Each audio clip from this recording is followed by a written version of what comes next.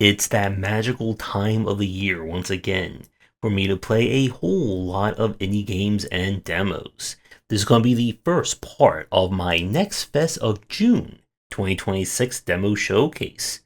So prepare for a whole lot of amazing demos and upcoming games you should really check out. And with that, let's begin the gauntlet of games.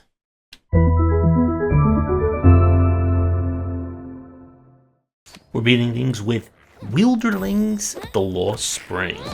This is an action roguelite where you play a character who is trying to save their family and the world from corrupting force. And we're going to do that by bringing nature back, beating up a lot of characters, and collecting some very adorable looking spirits.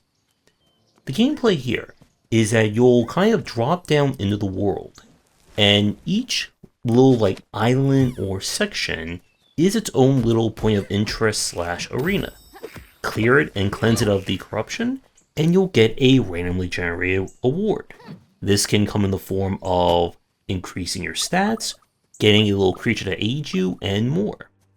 Get through all the way, beat the boss, and you'll continue the story. Meta progression is heavy in this one. You'll be able to acquire seeds and stuff that allow you to grow plants back at your kind of flying ship / hub. You'll be able to acquire more spirits. You'll be able to unlock new abilities, raise your stats, etc, etc.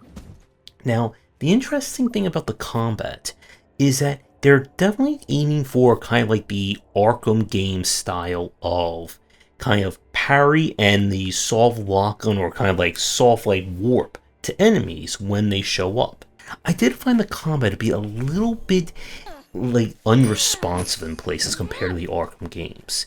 Your parry is not as fast as you would think from a game like this, and enemies have a knack for tracking you really well. And if you're close to them, you can't just walk out of the way because they'll do the same kind of soft lock on for you.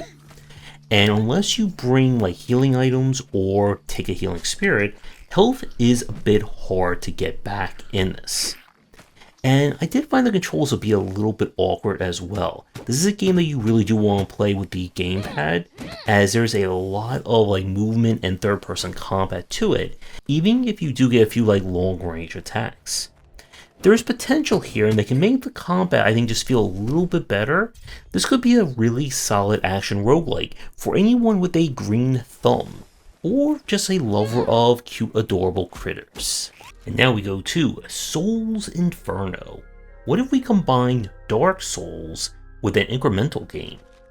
You are stuck in a very dangerous world. Everything is trying to kill you, and you're going to fight your way through a lot of enemies and grow in power to get through it. The kind of unique element in this one is that you have an attack and a defense that is represented by these shapes that appear during combat. Whatever you have kind of hovered over it will determine what you're going to hit. So if you can overlap 4 enemies with your attack, you'll hit 4 enemies. Wherever is in your circle when you right click, you'll block their attack. And you're going to need to use different attacks, different elemental abilities to deal with a whole lot of enemies. Now this game is quite punishing. If you die, you lose all your lovely souls. And if you don't get back to them and die again, they are gone forever. In between, you'll be able to level up your character, gain more chances to attack, more things to attach to your weapons, new weapons, etc, etc. It's a really engaging loop, but there is one kind of fatal flaw that the game has right now. Every time you clear an arena or a stage, you get a currency that is required to level up. The problem is that there's no means, at least in this demo, to respec.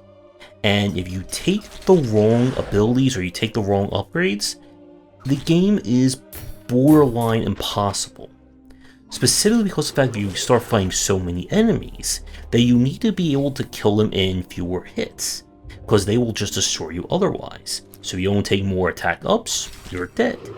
But conversely, you also need to defend as well. Don't upgrade your defense, you're also in trouble. And if you accidentally pick the wrong thing, such as getting spells early, they're not going to help you, and guess what? You're dead. If they can just balance things out a little bit at the start, provide more ways of leveling up, I think this is a very interesting take on kind of a turn-based RPG or incremental, however you want to slice it. So if you're in the mood for a challenge and to get good at incrementaling, I would at least give this one a try. And now for a real tonal whiplash, as we go to Zozo and the Lost Dreams. This is a Metroidvania where you play as Zozo, a boy who wants to enjoy his dream of being a superhero. But when he decides to take part in an experiment with his neighborhood mad scientist, he's now trapped in his own dreams. And to get out, we're going to have to do a lot of jumping and dashing to solve the case. This is pretty much like your standard Metroidvania platformer. You'll explore, gain upgrades, hit lots and lots of enemies with pillows, and try and get all these secrets and collectibles along the way. I like the pixel art for the characters. In terms of difficulty, this one seems to be very much on the easier side. This is not going to be one for someone who's looking for the next Silk Song or incredibly technical Metroidvania. The story can be a little bit long at times, as there's a lot of dialogue at the start of this game. Still, I would say this is a very solid Metroidvania for someone who's like new, or looking for one for like a younger audience. And it does remind me of like a little bit of like the tone of like the Shantae games. So if you're in the mood for a Metroidvania that's not going to tax too much of your time, and can be a bit of a dream to play, I would at least give this one a try. And we're really switching tones for our next game, Valor Mortis. It is the Napoleonic era, and apparently Napoleon has been dabbling in demon summoning, demon stuff, and now everything has gone to hell. And we are going to have to fight with sword and gun in order to make things right. So if Wolfenstein had Mecha Hitler, I guess we're fighting Satan Napoleon in this one. So this is from the developers who did Ghost Runner, the incredibly high-speed, challenging FPS. And this time we're going slower pace, but still very challenging, as the game feels like a mix between like Remnant and Sekiro. Your three ways of attacking will be with gun, sword, and magic. You regain magic by grabbing the game's like MacGuffin resource that's off of dead enemies, and you'll be able to level up to get more of it. Your sword has a light and heavy attack, and where the Sekiro aspect comes in is that you can parry. Every enemy has a stagger bar, and a correct parry will fill it up, and you can then deliver a finishing blow. For bosses, of course, this will take out a huge chunk of their health.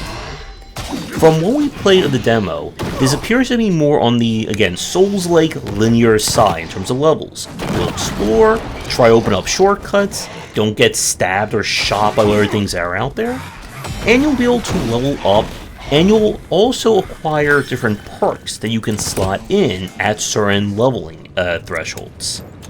This one is like it's going to be on the difficult side. Enemies do lots of damage to you, and when you're trying to parry, much like with Sekiro, these enemies have multi-string combos, so one parry will oftentimes not be enough to save you from getting hit. You do have your lovely Estus that you'll be able to upgrade and get more of as you play. And yes, the boss fights can be very challenging.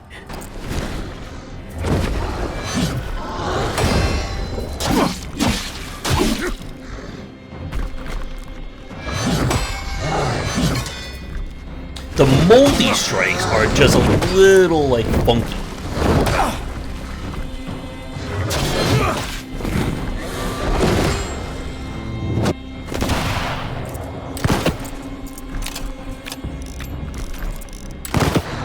Die.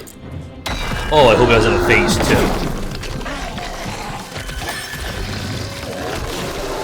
Oh, come on.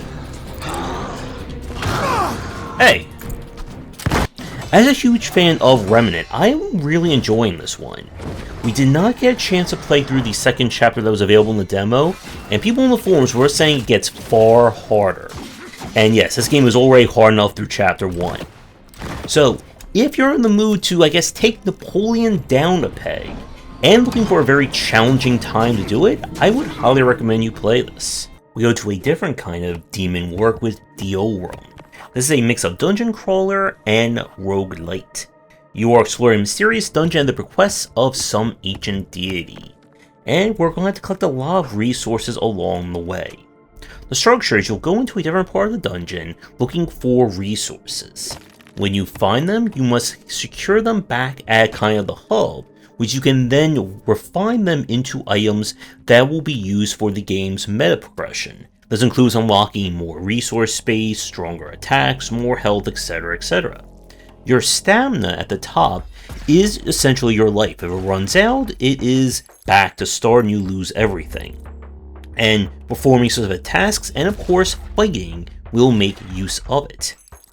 Now, the combat itself is built on coin flips, and you're free to modify each coin based on which faces you want to see. If you want to go for more aggressive style, more defensive, however which you want, and you'll be able to upgrade those faces as the game progresses.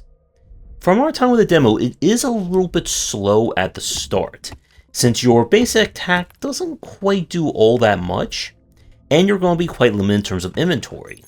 But once you start completing some of the quests and powering up, there's definitely going to be more to explore in this one. And I do want to play a little bit more of it on my own, just to kind of see like how far the meta progression is going to lead. But there's still a lot of fun here for the dungeon crawling fans, and I would recommend you give this one a play. And now we go to our bonus games, starting with Truck-Kun is supporting me from another world. I'm pretty sure I butchered that, let me know down in the comments. In this one, a girl is finally getting the promotion of her dreams when she is hit by a truck and isekai'd into another world. And now we must use our magic isekai causing truck in order to support her, bring her back, and maybe learn about the power of friendship or something along the way. This is an arcade racing game much like Crazy Taxi. Each day, you must perform a variety of tasks to earn stars. You'll earn them by completing either specific goals you see in the top right, managing your deliveries, or helping her fight monsters, which are basically the people you additionally run over, trying to help her in the process. The more stars you collect, the more the story will unfold. And yeah, if you're looking for an ultra serious or very technical game, this is not it. I did find the controls to be a little bit floaty in spots, especially kind of reversing in places, but definitely a very weird and interesting title nonetheless. I'm not quite sure how much more there's going to be in the main game in terms of additional objectives, or there'll be like more of a city map or more to explore. But if you're in the mood for a very wacky and very chaotic time driving and enjoy anime, then this is a very easy recommendation. Oh, you better believe we have some incremental games to check out. First up is Orc Incremental. In this one, you are managing a tribe of orcs who must conquer the world by going from left to right and beating up anything that gets in their way. The kind of hook in this is that you'll assemble your orc tribe by collecting randomly chosen characters. Characters can belong to different types: warrior, shaman, witch doctor, etc.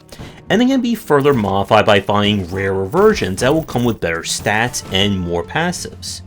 As you get further, you'll unlock additional kind of buildings that can aid you, provide you with more buffs. There's of course prestiging and resetting to unlock more features, more power, and so on. And other than that, it's just about watching your army do their thing. You can help using a fireball spell, but if they're defeated, you must replay the level or go back to an earlier one to keep getting resources. I like the use of the kind of randomly generated characters, and there's just enough interaction to keep you invested, but still focusing on the incremental and idle side. So if you're in the mood to do some more crafting, incremental side, I would definitely give this one a play. My next game is one that I played before the event, but the demo officially premiered during NextFest, so it counts. And that is Rejected Draft. You play a doodle from an artist who they threw out, and now you must take revenge and grow in power and, I guess, fidelity. over a very lengthy and very idle journey. In this one, you'll choose enemies to fight, and defeating them will earn you resources. Every time you kill an enemy, the kind of rewards will decay, so you'll get less for each repeated fight. Where the twist comes in is that each enemy will give you something different, and you'll be able to eventually unlock the ability to choose which enemies will guarantee show up when you prestige or recreate the world. One enemy may be extra hard, but they'll give you lots of health. Maybe another one will give you a better dodge chance, the ability to maybe cause poison damage, and much, much, much more. As you play through and collect more of the resources, this will unlock Quintessence, which is your meta currency. And once again, like in any good incremental, you'll go from earning tens, to hundreds, to quintillions, to 10e or e to the power of 30 amount of resources as the game goes on. Now, it does feel a little bit like slow in terms of its pacing, because a lot of the progression is going to be tied to you fighting specific enemies. The enemies go into different classes. The higher quality the enemy, the more danger it is, and the more resources you get.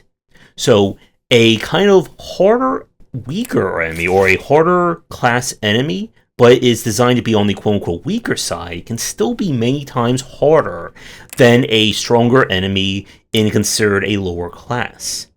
And there's only some kind of finagling you'll need to do and figure out in order to best maximize your runs. And let me assert this is not short-form idle. You're going to be spending a lot of time, and the game will, of course, let you earn resources when you're offline, to power up, to get more stuff, to then power up, and rinse and repeat.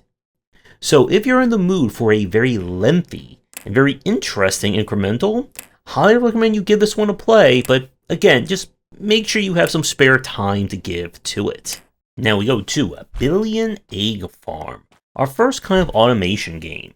You're trying to earn $1 billion using chickens, and you'll need to set them up, try to harvest their eggs, grow more chickens, and try not to have a scrambled mess. This is a kind of 3D automation game with a bit of physics at work. You'll need to set up where your chickens will go, and use conveyor belts and other objects to maneuver eggs around in order to get them into your selling bin in order to earn money. You can eventually raise chickens or have them breed in order to create new strains, which will hopefully earn you more money. At night, you are invaded by snakes, and you must fight them in order to defend yourself and your chickens from danger. And the game will, of course, introduce more ways of manipulating the chickens, more ways of getting eggs, etc., as it progresses. It is a little bit janky at the start. Again, with the whole physics kind of maneuvering the eggs can be a little bit of a annoyance. Not quite sure how far the full game is going to go, but it does leave you with a lot of room and a lot of ways of setting up your own massive egg money-making machine. So, if you're in the mood to raise some chickens, and don't mind the yolk all over the place, then definitely give this one a play. And for the last game of today's part, we go to, and this is the actual name of it, Rizz Dungeon, Skeleton Key to My Heart. This is a dungeon crawler meets possible dating sim. You play as Taffy, who is trying to get an item for their incredibly hot girlfriend. But when romance gets a little stale, we're going to have to find other characters to date and romance, maybe earn our girlfriend back, and get into a lot of fights, air quotes, along the way. So this game is, despite how it looks, is going to be kept relatively PG-13. There is nothing explicit that's going to be in it. How it works is you'll go into the dungeon, and you'll run into various monster girls of different species and personalities. You, as a character, are horrible when it comes to fighting, but you are really good at teasing and romancing and flirting. And you'll need to romance characters and hopefully say the right things in order to get them to be in your little group / maybe a girlfriend. And you'll be able to hang out with them at night, have nice discussions, and get once again into fights with them. Your party will operate on their own, and you can interact with them to raise or lower their kind of interest or personality based on kind of their own traits that will let them do more. As the game goes on, you'll find more monster girls. There are supposedly like super rare versions of them as well. And the game also features perhaps the most, I guess, like perfect soundbite you will hear in a game like this. Now with that said, there is a bit of a slowness with comments as characters keep interjecting, especially your own party. But I would like to maybe fast forward and make that go a little bit faster during some of the lengthier fights. And yeah, this is one of those games that, again, what you see is what you get. And this is designed to be short form, so don't be expecting hundreds and hundreds of hours of monster girl dating in this. So this is definitely going to be a very interesting game to end our first night on. If you enjoy rizzing and like dating monster girls, then definitely give this one a play. And with that, night number 1 comes to an end, but there is plenty more to come. If you would like me to play your game, be sure to get in touch before the event is over, and come back tomorrow for even more NextFest demo showcasing. So with that, have a great night, and see everyone for some more indie games coming soon. Thanks for watching, and a special thank you to our Patreon supporters.